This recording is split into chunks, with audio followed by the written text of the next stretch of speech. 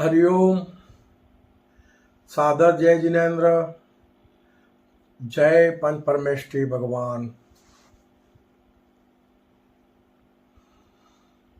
बंधुओं, कल की ज्ञान सागर के अनुसार आध्यात्मिक ज्ञान की बातें बताने से पहले मैं कल की साधक, हमारी सुंदर सृष्टि के रचयिता,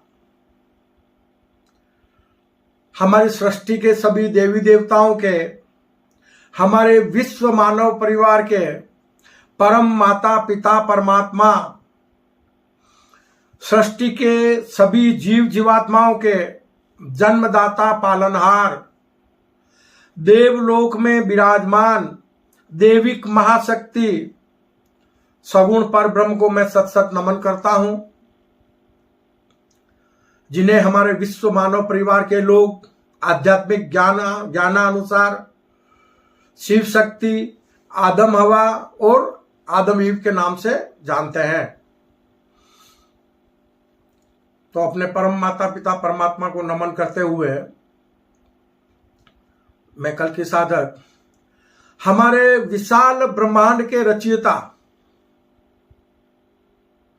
संपूर्ण ब्रह्मांड के स्वामी, जिस दिव्य महाशक्ति को किसी ने बनाया नहीं और जिस दिव्य महाशक्ति को कोई मिटा नहीं सकता, जो दिव्य महाशक्ति अजन्मा, निष्कलंक, निराकार, अजर अमर अविनाशी है,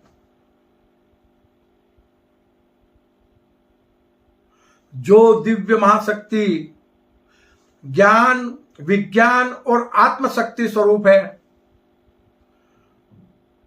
ज्ञान, विज्ञान और आत्मशक्ति के रूप में हमारे सृष्टि के सभी देवी देवताओं के हृदय के भीतर, हमारे विश्व मानव परिवार के सभी लोगों के हृदय में सदैव विद्यमान रहते हैं। उस गुरुओं के भी गुरु, परम गुरुवर, निर्गुण परम ब्रह्म को भी मैं सत सत नमन करता हूं, जिस दिव्य महाशक्ति को हमारे विश्व मानव परिवार के लोग अल्लाह, ईश्वर, प्रभु, परमेश्वर, खुदा, गॉड, याहवे जैसे अनेक नामों से जानते मानते पुकारते हैं। इसी के साथ मैं अपने संसारी माता पिता को भी सत सत नमन करता हूं, जिन्होंने मुझे इस कर्म भूमि पर जन्म देकर मेरा पालन पोषण किया और मुझे सत्कर्मी निष्काम कर्म योगी बनकर जीवन यापन करने का ज्ञान दिया। मैं उन माता पिता के चरणों में भी सत सत नमन करता हूं। और इसी के साथ हमारी देवी महाशक्ति सगुण पर ब्रह्म से और दिव्य महाशक्ति निर्गुण परम ब्रह्म से, परम गुरुवर से, अपने परम माता पिता परमात्मा से करबद्ध प्रार्थना करता हूं कि हे प्रभु, हमारे विश्व मानव परिवार के लोगों को वो सद्बुद्धि प्रदान करो, वो अद्भुत रहस्यमय सृष्टि सृजन का रहस्यमय ज्ञान प्रदान करो, जिससे कर्म भूमि पर मानव मात्र सत्कर्मी निष्काम कर्म योगी बन जाए, मानव मात्र कर्म भूमि पर परमात्मा स्वरूप बन जाए और मानव मात्र इस कर्म भूमि पर अपने अमूल्य मानव जीवन को सार्थक बना सके। संपूर्ण मानव जगत के लोगों के सत्कर्मों से, निष्काम कर्म योगी बनने से हमारी कर्म भूमि अविनाशी स्वर्ग बन जाए और मोक्ष भी हमारी कर्म भूमि पर उतर आए।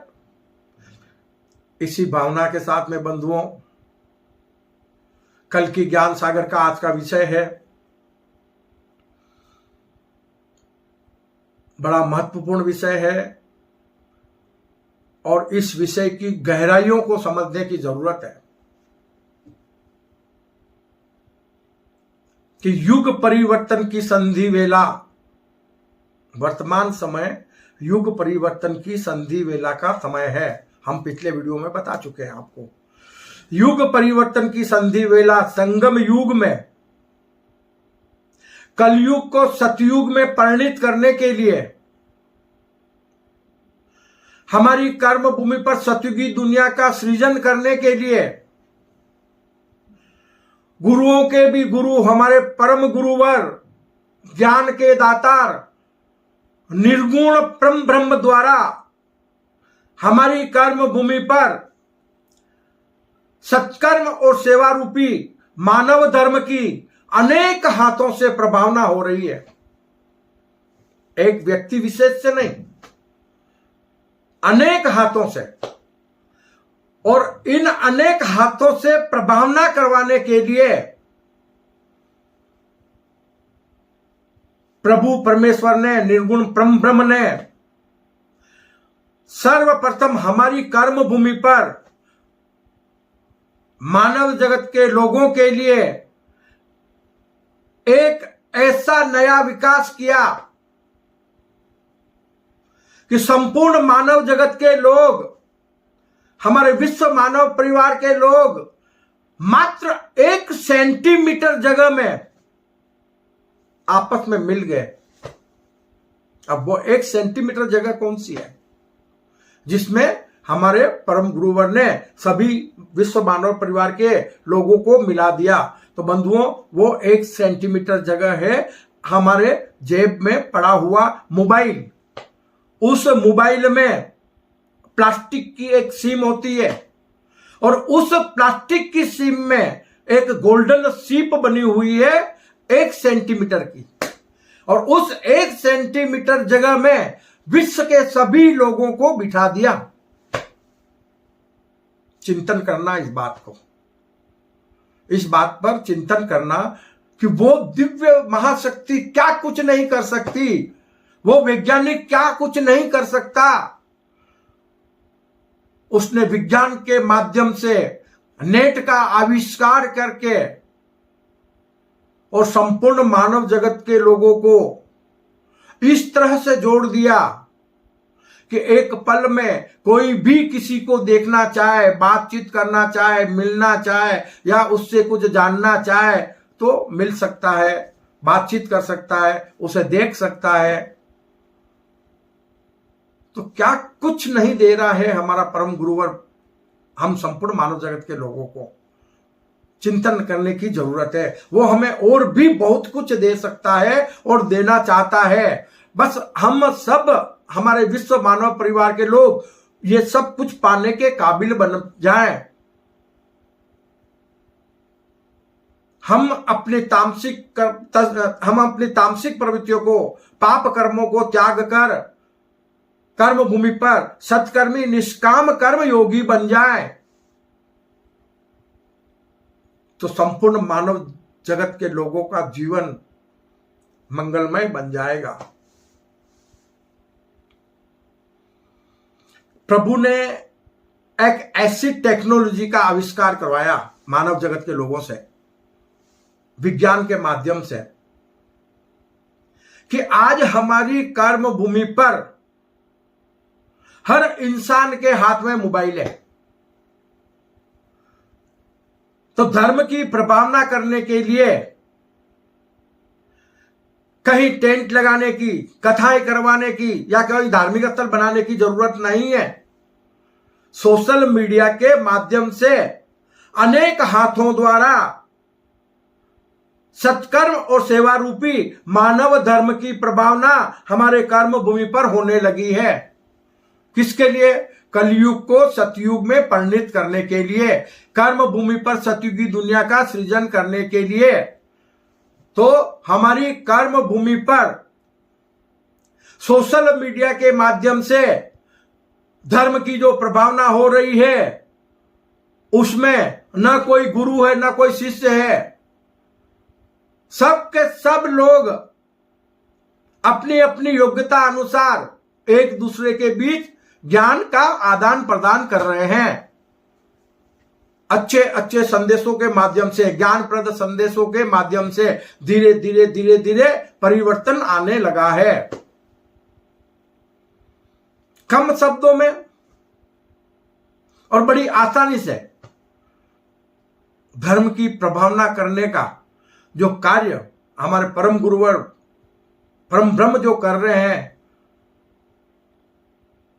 वो कार्य अपने आप में बड़ा सराहनीय है। हर इंसान के हृदय में वो ज्ञान उतरने वाला है।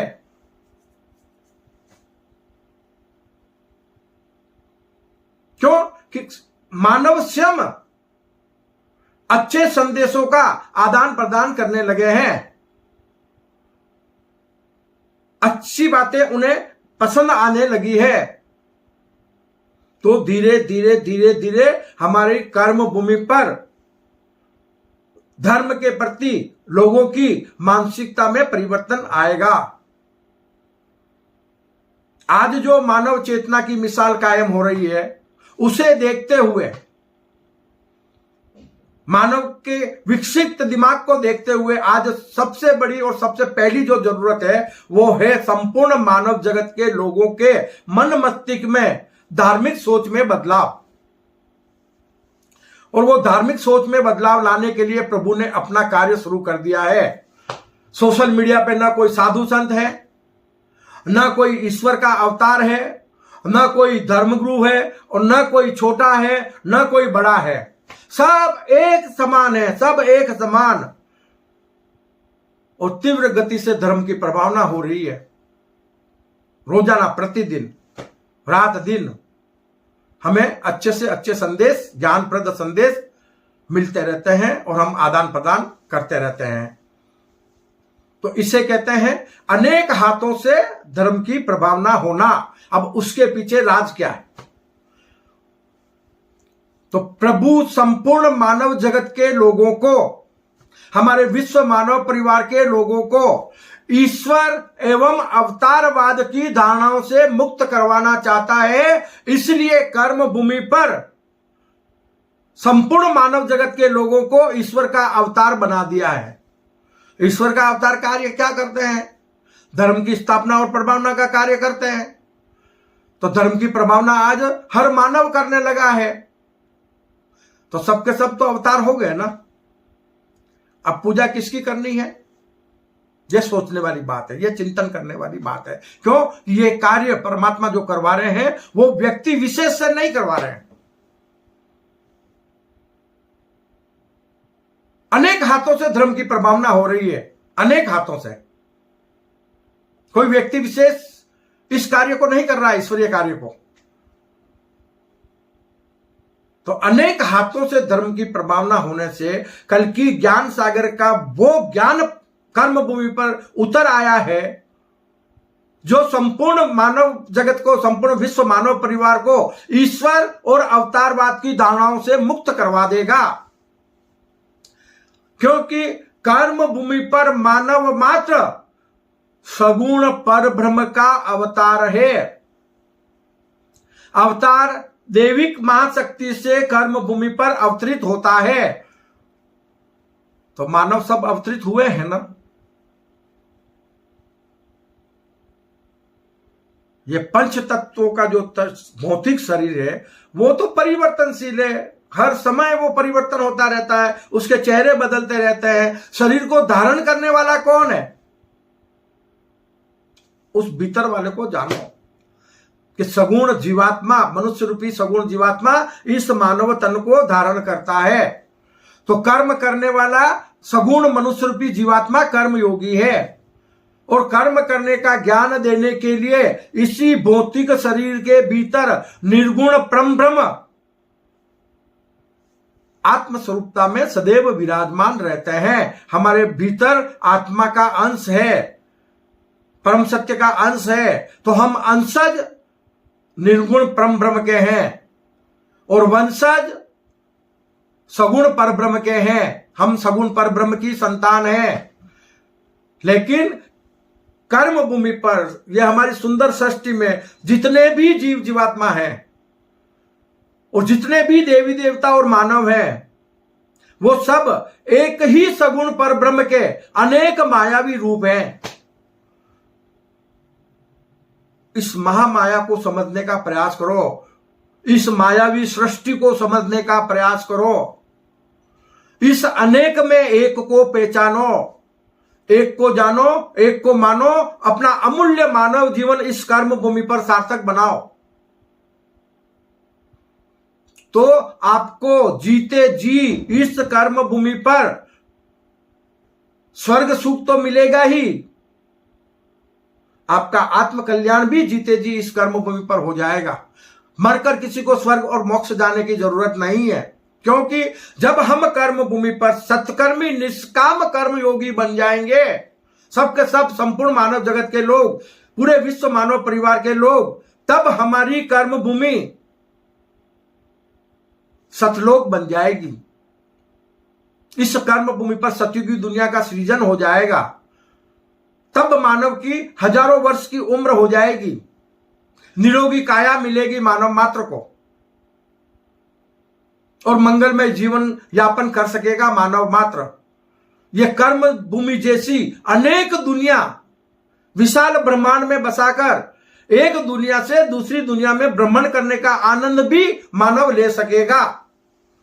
तो मानव का पहला मकसद है कि धर्म, ईश्वर और अवतारवाद की धारणाओं से संपूर्ण मानव जगत के लोगों को मुक्त करवा देना। धर्म का मतलब है मानव का कर्तव्य, तो धर्म को लेके लड़ो मत, अपने कर्तव्य का पालन करो, धर्म शब्द को डिलीट कर दो, सारा विवाद मिट जाएगा। धर्म का मतलब होता है मानव का कर्तव्य, और मानव का कर्तव्य सिर्फ एक ही है, सत्कर्म और सेवा, सबकी सेवा, सबसे प्यार। यही है मानव जीवन का सुखमय आधार। अगर आप किसी को त्रासदी दोगे नहीं तो फिर आपको दुख होगा किस बात का। अगर आप अपने जीवन में खुशियां चाहते हो तो कभी किसी को दुख मत देना, कभी किसी को त्रासदी मत देना, तो आपके जीवन में कभी दुख आएगा ही नहीं। कभी बुरा किसी का सोचोगे नहीं, आपका कभी बुरा होगा ही नहीं। कर्ता भर्ता हर्ता कौन है? हम स्वयं हैं अपने आप में। क्यों? कि संपूर्ण सृष्टि में एक सगुण परब्रह्म ही परम सत्य है, जो इस सृष्टि के सृजन और विस्तार के लिए अनेक रूप धारण करके और स्वयं कर्ता भर्ता और हर्ता बना हुआ है। उस एक को जानो, मैं से मुक्त हो जाओ। नश्वर भौतिक शरीर रूपी मैं, जो मैं है ही नहीं। क्यों? ये तन जो है और ये जो रूप नजर आ रहा है चेहरा, वो एक पल में परिवर्तन हो सकता है। आपको दोबारा ये चेहरा वापस कर्म भूमि पर प्रकट नहीं होगा। आपका यह चेहरा, जैसे कभी वो राम का चेहरा बन के विष्णु भगवान आए, तो कभी कृष्ण का बन के आए, तो आए तो विष्णु भगवान ही। वो 24 तीर्थंकर बन के आते हैं, 24 अवतार बन के आते हैं, 24 पैगंबर बन के आते हैं। ये अलग अलग धर्म संप्रदाय के अनुसार है, लेकिन आता तो एक ही है ना। प्राकट्य तो सभी के अंदर एक ही दिव्य मां शक्ति का होता है, और वो निराकार है। और आकार और ये स्वरूप जो देखते हो वो सब मायावी है, और हमने मायावी स्वरूप को पूजना शुरू कर दिया, लेकिन उस स्वरूप के भीतर कौन है उसको नहीं जाना। कल्कि ज्ञान सागर कहता है कि पूजा करनी है तो राम कृष्ण बुद्ध महावीर की नहीं, उसकी करो जिसकी राम कृष्ण बुद्ध महावीर किया करते थे। उसको जानो जिसको राम कृष्ण बुद्ध महावीर ने जान लिया। उस एक को जानो, उस एक को मानो। इस कर्म भूमि पर अपने अमूल्य मानव जीवन को सार्थक बनाओ। तो वो एक है कौन है? वो एक है सगुण परब्रह्म, देवादिदेव, दैविक महाशक्ति, जिसका प्रतीक शिवलिंग है। और शिवलिंग निराकार का प्रतीक है, यह भी ध्यान रखना, क्योंकि मानव तन परिवर्तनशील है और वो चेहरे हमेशा बदलते रहते हैं। शिवलिंग का स्वरूप एक ही है और वो निराकार है, उसे मानो। दैविक शक्ति हमारे परम माता पिता परमात्मा स्वरूप है, और दिव्य महाशक्ति हमारे परम गुरुवर स्वरूप है। वो गुरु बन के हमें ज्ञान दे रहे हैं, और ये माता पिता बनकर दैविक महाशक्ति हमारी जन्मदाता पालनहार बनी हुई है। तो बाबा, माता पिता और गुरु दोनों तो सेवक बन के हमारी सेवा कर रहे हैं ना। दोनों सेवक के रूप में दिव्य महाशक्तियां दोनों स्वरूप में सृष्टि के सभी जीव जीवात्माओं की सेवक बनी हुई है। तो उस महान विभूतियों को जानो ना,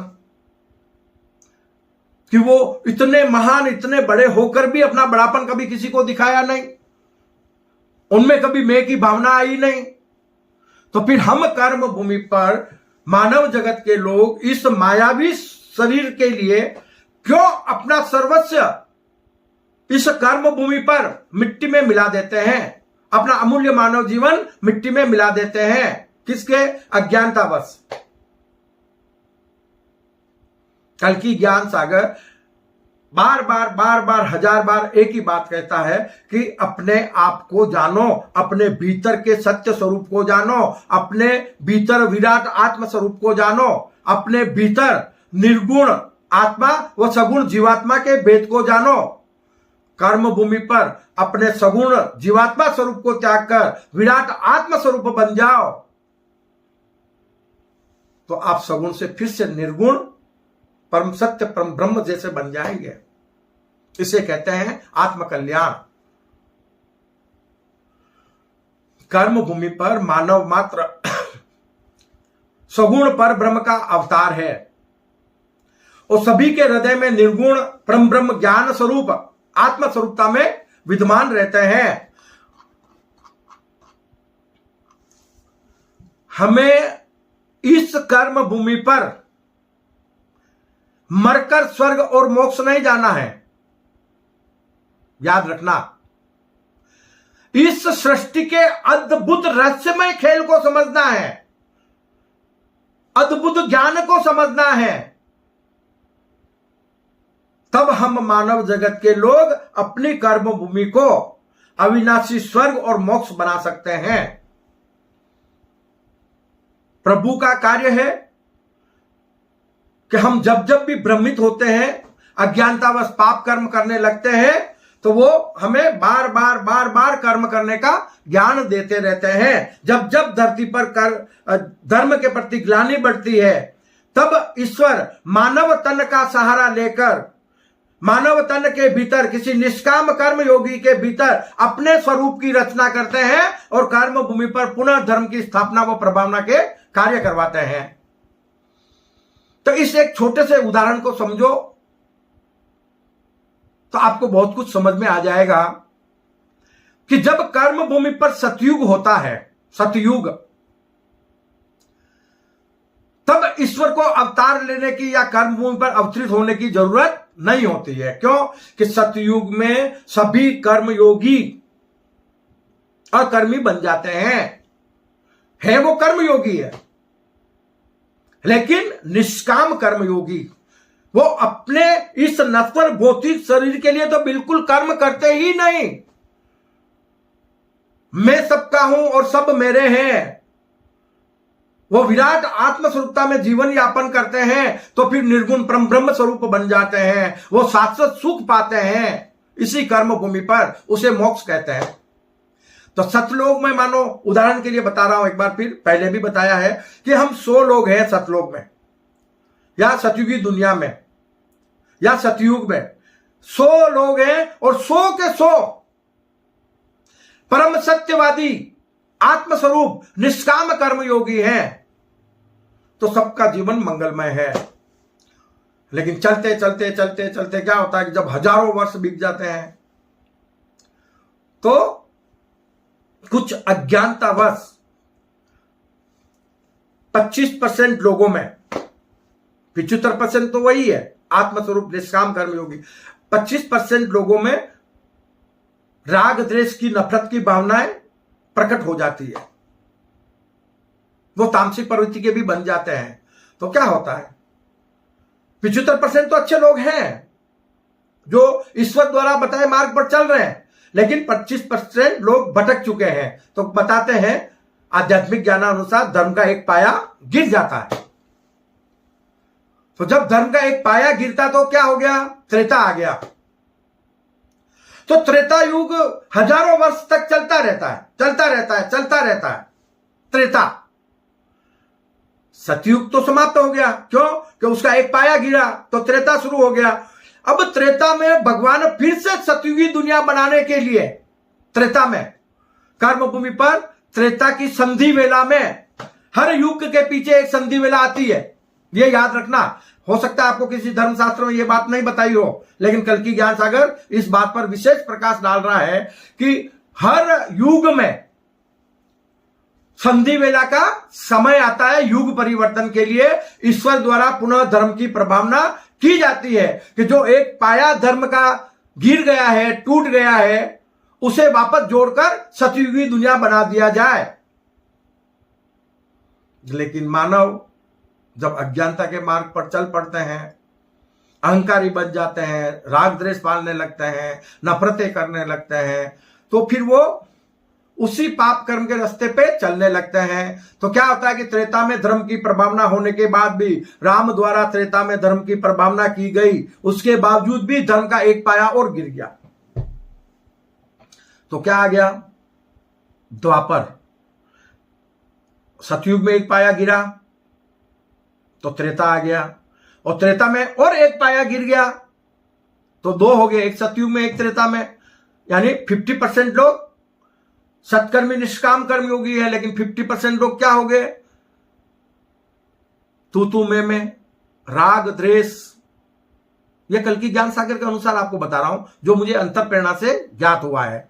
तो जब 50% लोग अच्छे हैं और 50% लोग तामसिक प्रवृत्ति के बन गए, तो वो द्वापर हो जाता है। और द्वापर में भी पुनः सतयुग में जाने के लिए, दो पाए को पुनः जोड़ने के लिए, द्वापर की संधि वेला में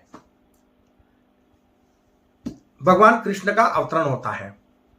एक बार ईश्वर कृष्ण के रूप में अवतरित होते हैं, फिर से धर्म की स्थापना व प्रभावना के कार्य करते हैं कि भाई ये दो पाए जो टूटे हैं उसको जोड़ो और सतयुगी दुनिया का सृजन कर लो।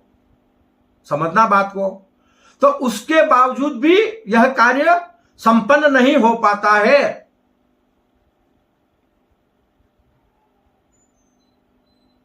तो उसके बाद एक पाया और गिर जाता है। तो अब क्या हो गया? 75% लोग तामसिक प्रवृत्ति के, अहंकारी, राग द्वेष पालने वाले, नफरतें पालने वाले हो गए, और 25% लोग सत्कर्मी निष्काम कर्म योगी हैं, जो परमात्मा के मार्ग पर चल रहे हैं और धर्म की धरती पर रक्षा कर रहे हैं। तो 75% तो बहुत ज्यादा हो गया। अब 75% जब तामसिक प्रवृत्ति के हो जाते हैं तो कलयुग की शुरुआत हो जाती है, द्वापर का अंत हो जाता है।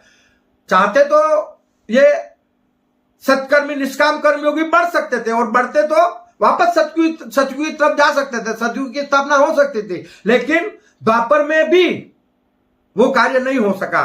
तो कलयुग शुरू हो गया, और कलयुग एक आखिरी अवसर होता है, उसके बाद महाविनाश आता है। परमात्मा मानव को 3 चांस देता है बचने के लिए। त्रेता में भी चांस मिलता है, परमात्मा का अवतरण होता है, राम के रूप में हुआ। द्वापर में भी चांस मिलता है, कृष्ण रूप के रूप में अवतरण हुआ।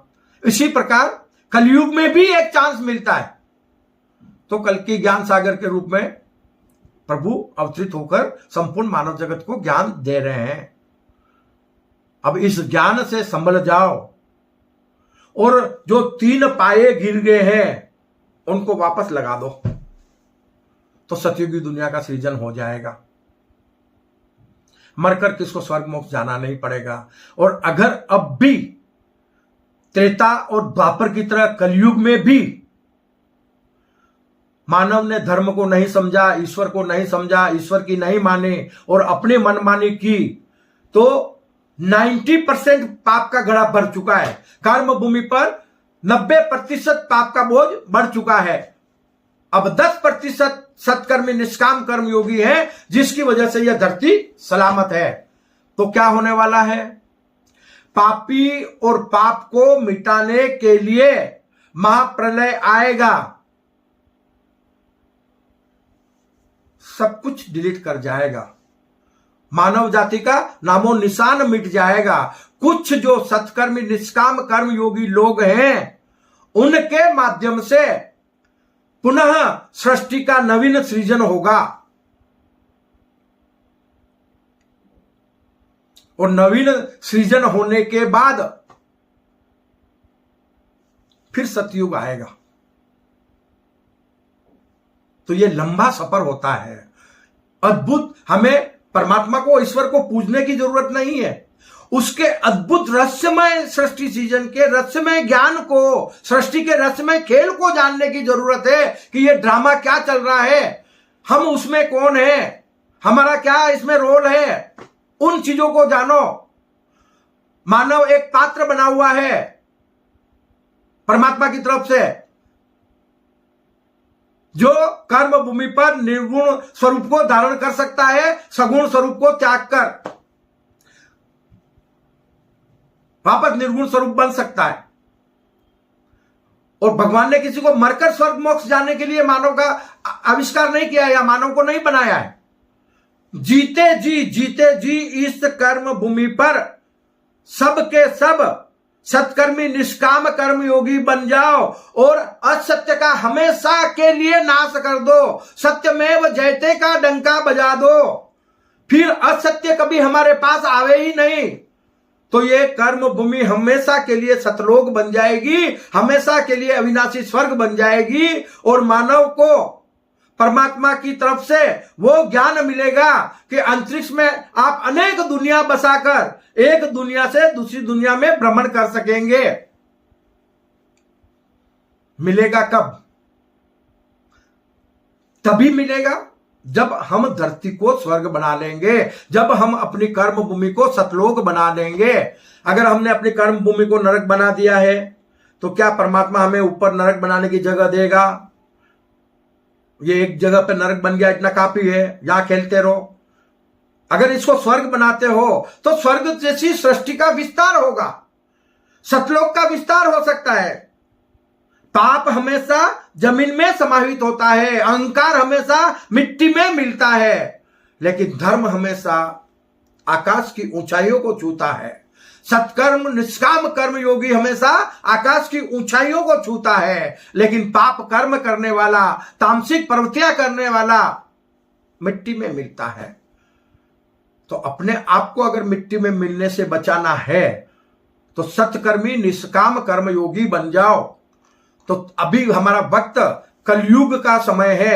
हम संपूर्ण मानव जगत के लोग, हम विश्व मानव परिवार के लोग अगर चाहें तो सबके सब सत्कर्मी निष्काम कर्म योगी बनकर अपनी कर्म भूमि को हमेशा हमेशा हमेशा के लिए अविनाशी स्वर्ग बना सकते हैं और सतलोक भी बना सकते हैं। मानव को हजारों वर्ष की उम्र मिल सकती है, मानव का जन्म मरण इस कर्म भूमि पर मिट सकता है। यह कल्कि ज्ञान सागर का दावा है। अरे मरकर स्वर्ग और मोक्ष किसने देखा? आओ ना, जीते जी हम अपने कर्म भूमि को अविनाशी स्वर्ग बना लें, अपनी कर्म भूमि को सतलोक बना लें। सुखी रहे सब जीव जगत के, वृष्टि समय पर हुआ करे, धर्मनिष्ठ होकर राजा भी न्याय प्रजा का किया करे। एक ऐसे हम विश्व धर्म शासन की स्थापना करें कि विश्व का कोई भी नागरिक कभी भूखा ना सोए, समान व्यवस्थाएं सभी को मिले, एक धर्म शासन हो पूरी कर्म भूमि पर। कल्कि ज्ञान सागर का संदेश, अहिंसा परमो धर्म का संदेश, पूरी धरती सबका देश, अनेकता में एकता हिंद की विशेषता, अनेकता में एकता हिंद की विशेषता, और हिंद की विशेषता बने विश्व की विशेषता, हिंद की विशेषता बने विश्व की विशेषता। तब तो तुम महान कहलाओगे हिंदुस्तानियों। देवादि देव भूमि पर, साक्षात देवादि देव देवों की भूमि पर अगर आपको जन्म मिला है कर्मयोगी के रूप में, तो अपने मानव जीवन को सार्थक बना लो, अपने विश्व मानव परिवार का पूरा संपूर्ण मानव जीवन उनका सार्थक बना लो, तब तो कहलाएंगे आप हिंदुस्तानी।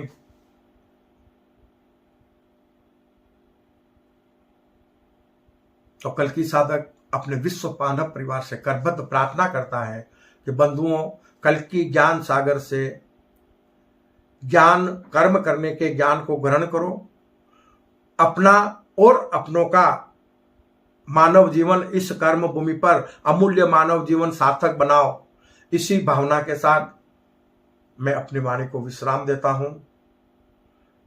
जय अहिंसा, ओम विश्व शांति, सत्यमेव जयते, सत्यमेव जयते, सत्यमेव जयते।